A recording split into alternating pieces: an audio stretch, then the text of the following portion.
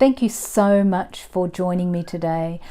I have something really exciting I want to share with you, and that is the Secret Language of Darkness has finally arrived, and it is the companion deck to the Secret Language of Light. So you can use both decks together, and I've actually given you in the Secret Language of Darkness book a couple of spreads that you specifically can use the two decks together, as well as the spreads that you can use the darkness deck as well. Now, there's a lot of information in this booklet. You can see there it's 215 pages long, so the masterclasses are a little bit longer.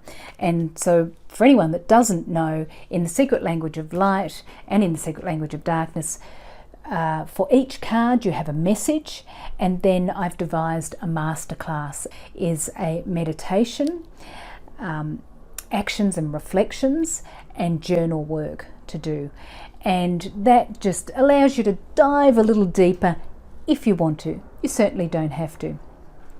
So you can use the two cards, two decks together for doing readings, messages, getting messages, and you can also use them together in the masterclass. If you're working through the masterclass from 1 to 45, I've devised it so that the cards match.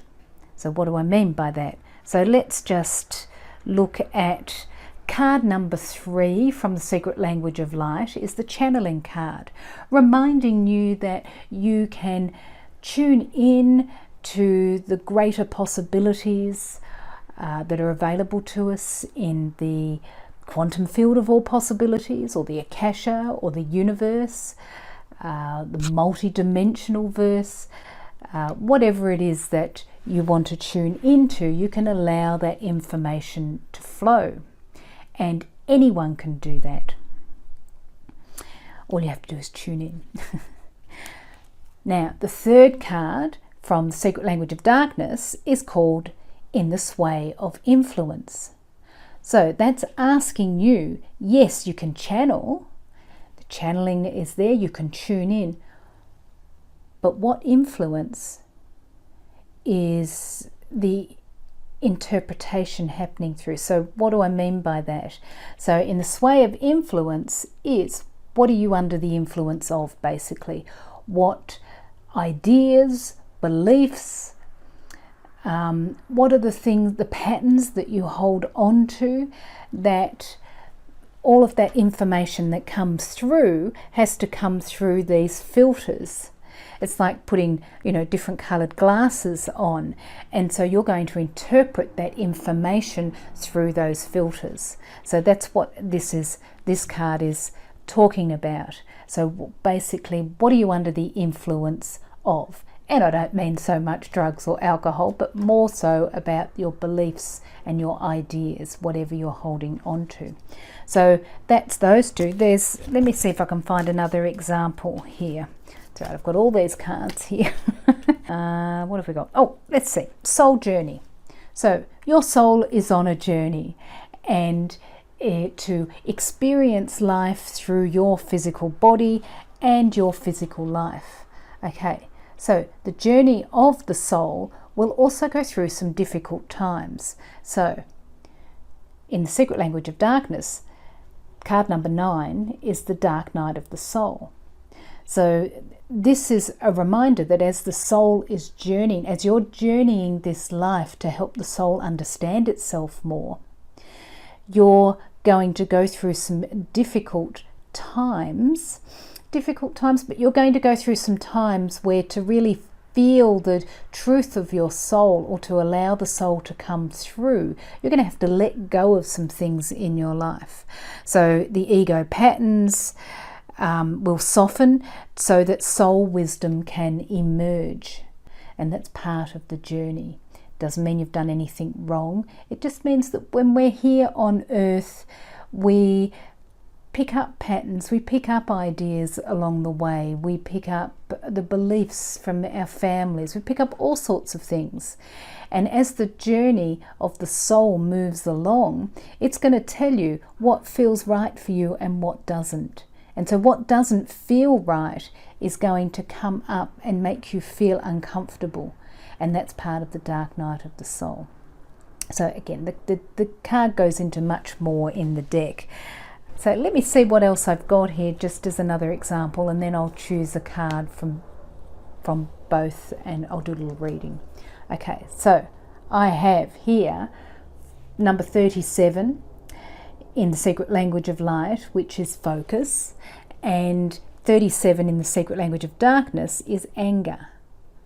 So focus is saying, whenever we want to really create something in our life, we really need to bring our energy in and focus, and bring your focus to that. So anger can actually stop you from focusing.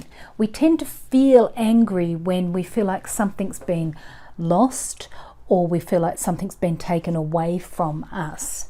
And so that's going to separate you from you, and you're not going to be able to focus. So again, and I've got written here, restoring boundaries and reclaiming balance is what anger helps us to understand. The emotion of anger helps us to understand. So I hope that gives you a little bit of information about the secret language of darkness and how you can use both decks together. You'll also notice, obviously, that the artwork is by Daniel Holeman again, who did the artwork for the secret language of light, and I absolutely adore his work, and it just always feels like each card is a portal that opens up something in me that activates some sort of codes which help me to understand me a little bit more, that reconnect me back to my soul. And so that, that's why I love working with his images. And fortunately, the next deck, which is called the Secret Language of Manifestation, I have also used his artwork as well. So I'm really excited about that one as well. And something else that I just wanted to quickly talk about before I choose a card for us, before I do a little reading for us, is that in the secret language of darkness, the meditations are slightly different to the way I wrote them in the secret language of light, because shadow work can be a little bit more, let me see, it's a little bit more daunting, I suppose, than light work. Reconnecting or reawakening. For me, light work is about awakening or reawakening. And then after we reawaken or awaken into something, we then have to reflect on it to see where the truth is for us. It's because, light is being shone on every aspect of you. So anything that is in the shadows is going to have to come out to be healed.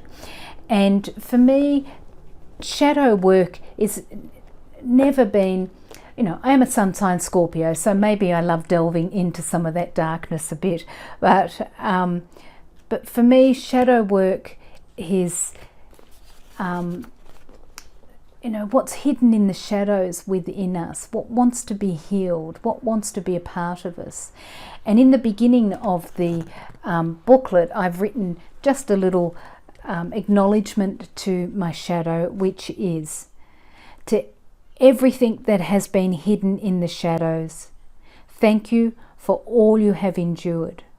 From this moment on, I choose to know, include, and love you. You are safe.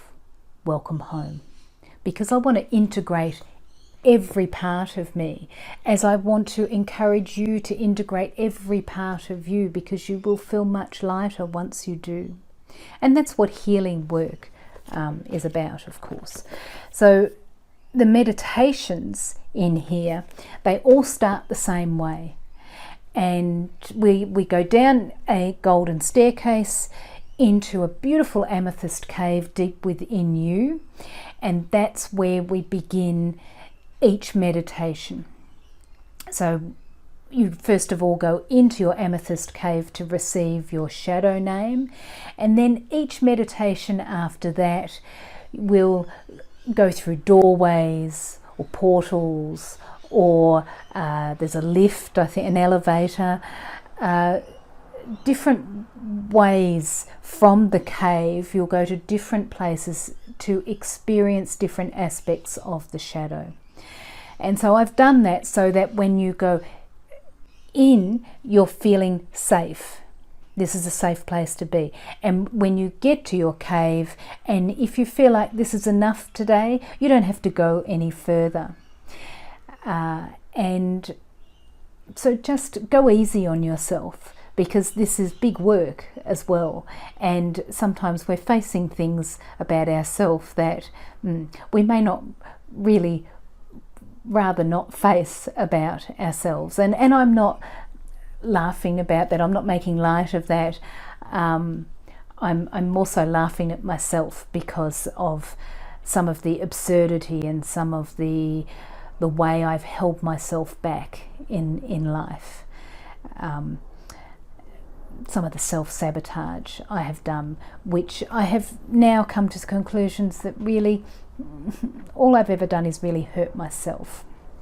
And so the shadow is that part of me that just wants to be accepted. You know, I want to love every aspect of myself. I want every part of me to be, you know, to move forward in life. And that's what I want for you. That's what I want for everyone, is to, you know, we don't want parts of ourselves that we push away or shove away. We want to be able to incorporate all parts of ourselves, to integrate everything. Because if you can do that in yourself, it becomes easier to do it in the outside world. If we judge ourselves, we're certainly going to judge things in the outside world. And that is a great indicator. If you're judging something in the outside world, well, you're only doing that because there's something that you're judging about yourself. And I don't want you to judge yourself, because everyone is beautiful and everyone has something wonderful to offer this life that only they can. And that's the exciting part. It's like we're all part of this huge jigsaw and no two pieces are the same. And so let's find you and be you, because you're wonderful. You're a being filled with wonder, and that's what your soul wants you to know. So let us choose a card. So I'm going to do a little reading.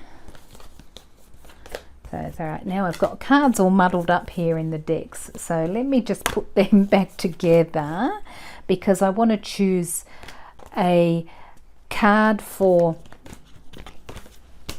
us. I want to do a little reading about what is it today that we need to understand about our soul. What does our soul want us to know today? What does the soul self want us to know today? And then from the darkness deck, it's like, okay, so what's holding us back from really being that? All right, so, and always remember too, you can shuffle this way. Sometimes people ask me about shuffling and they're trying to shuffle the cards this way. Just turn them up this way and give them a shuffle. And also you can spread them all over the table and choose a card as well. All right, so I think that's enough. You can also cut the deck too if you like. I don't feel like doing that today, but I'm going to close my eyes and let's just choose a card. Okay, so we got grounding. Obviously I need some grounding today because I'm very excited about the deck. So grounding, of course, is reminding us to be focused in the moment, because in our grounding, sometimes we can be overthinking and we just want to allow that energy to flow out of us. So the grounding card is a little reminder to be present in the moment, and that when you're present in the moment, you're awake to all of the wonderful things that are coming into your life, all of the opportunities. But if you're not grounded and you're not present in the moment, you can't see them, because sometimes we're too busy thinking about the future or being in the past. And grounding is a really great way to remember that all you have is now, this moment. So be grounded, be you. And you can use mindfulness techniques to bring you into the moment. And the best way to do that is just breathe. So we'll just do that now. We'll take a deep breath in and just feel yourself being grounded, being present in this moment. Breathing out, take another deep breath in. And as you breathe out, just imagine that you're letting go of all of that overthinking, all of that stuff going on in your mind, and you feel yourself coming more and more back into the present moment. And let's just take one more deep breath in and imagine that that beautiful breath of life is now flowing all the way through you and out the bottom of your feet into the ground, and it's like you're putting roots into the earth to ground yourself. Now you've got a way, as you breathe out, for all of that overthinking and too much energy to flow through you and out the bottom of your feet into the earth. That will help you to ground. Okay, so being grounded helps you to be present and open to the opportunities that are coming to you today. Okay, so that's the lightness. That's what your soul wants you to remember. So what's holding us back from that? That's interesting. All right, so giving them a shuffle. Let's just fan them out, and I will choose a card, and I got surrender. Okay, so I think this says more about me than anything else, that for me to be present in the moment, I have to surrender. I have to stop trying to control everything and anything. And if you saw the way that I was setting up to do this video today, it probably took me about an hour and a half to set up the lights, to set up everything. It's like, yes, I really just needed to surrender and have some fun. But anyway, so surrender is let your soul wisdom lead the way. So that's exactly what the grounding card is saying, that when you're present in the moment, you're open to the possibilities that come to you. And and we really need to surrender to that, to allow ourselves to be open to the possibilities that are coming to us instead of trying to control everything around us. I think that's right, I'm just laughing at myself. So I'm actually, this card popped off the top, so I'm going to use this as a clarifying card for surrender. And so I'm being asked to surrender, and maybe this is for you as well, surrender grief. And so when we talk about grief, we're talking about opening a natural path to healing loss. So maybe from my point of view, and maybe this is for you as well, my surrendering, sometimes I find it difficult to surrender because I'm not quite sure what's going to happen. That is it going to cause me grief? If I don't control everything, is something difficult going to happen? Is something bad going to happen? So that's interesting. And I also love this card as well. There's something quite transformational about it. That beautiful Merkaba in the middle there. I think now I have to choose a clarifying card. Oi, that one popped out for the grounding card, seeing as I chose a clarifying card for the darkness card. So I got colour. So I have to remember, like all of us have to remember, that our life is filled with much colour. So just because you're being present in the moment, because sometimes people say this to me, isn't that boring? if I'm still in the moment, or if I'm present in the moment. No, it's going to open you up to much more color in your life, because when you're grounded in the moment, you are open to all the different colors and all the different possibilities coming to you. You know, lots of color in our life. I hope that gave you some information on the new deck, and I will be doing some more videos on that, and some videos on my other decks as well, to help you understand the way that I use decks and the way that I want to help people's imagination to be activated, because of course everything begins in our mind. You know, sometimes I have clients that say to me, you know, oh, I don't know if that's true or not, if they're talking about channeling work or connecting to spirit.